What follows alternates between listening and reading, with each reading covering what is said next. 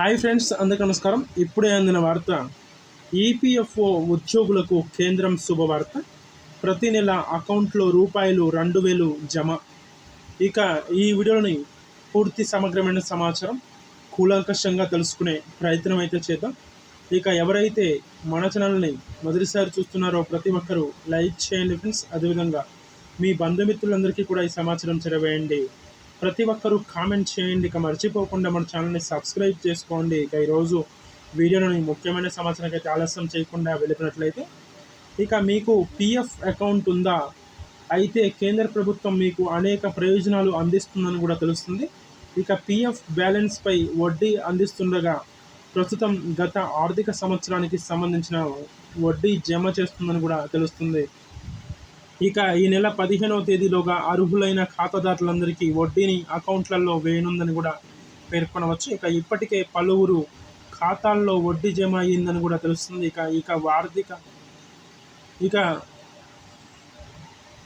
ఇక వార్షిక వడ్డీతో పాటు పిఎఫ్ ఖాతాదారులకు కేంద్రం రూపాయలు 7 లక్షల లైఫ్ ఇన్సూరెన్స్ కూడా అందిస్తుందని కూడా భావించవచ్చు. ఇక దీనికి ₹1 కూడా ప్రీమియం చెల్లించాల్సిన అవసరం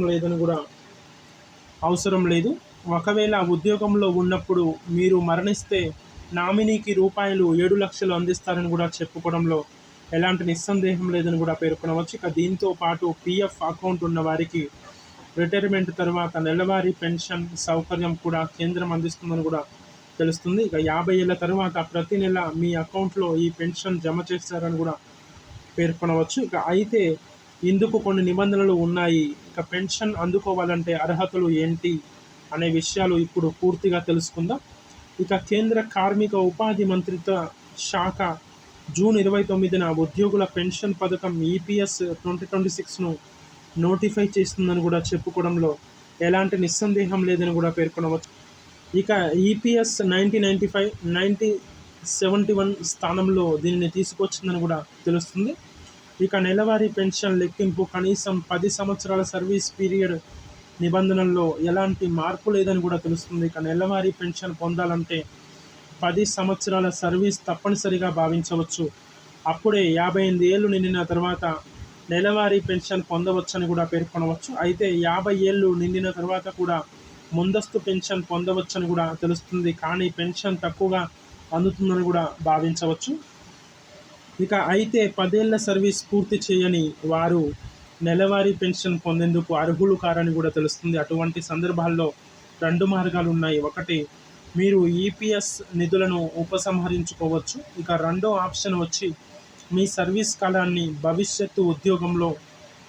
భవిష్యత్తు ఉద్యోగంతో విలీనం చేసుకునేందుకు స్కీమ్ సర్టిఫికేట్ పొందవచ్చని కూడా తెలుస్తున్నట్లు సమాచారం. ఇక ఉదాహరణకు మీ పింఛన్ అర్హత జీతం ₹15,000 కనుకుంటే 10 ఏళ్ల సర్వీస్ పూర్తయితే 58 ఏళ్ల తరువాత నెలకు ₹2,143 పెన్షన్ అందుతుందని కూడా చెప్పుకోవచ్చు.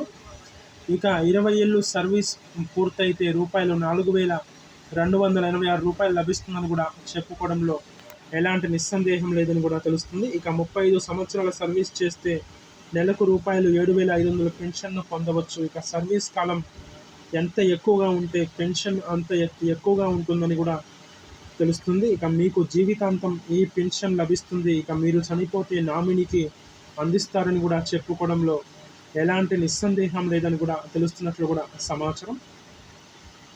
ఇక ఎవరైతే మన ఛానల్ని మొదటిసారి చూస్తున్నారో ప్రతి ఒక్కరూ లైక్ చేయండి ఫ్రెండ్స్. లైక్ చేయడం ద్వారా రాష్ట్రాల వ్యాప్తంగా, ప్రాంతాల వ్యాప్తంగా, దేశాల వ్యాప్తంగా ఉన్న కొన్ని వేల కోట్ల మంది పెన్షనర్లందరికీ కూడా ఈ సమాచారం చేరుకునే అవకాశం అయితే ఉంటుంది. కాబట్టి ఫ్రెండ్స్ అందరూ కూడా చూసిన వెంటనే లైక్ చేయండి.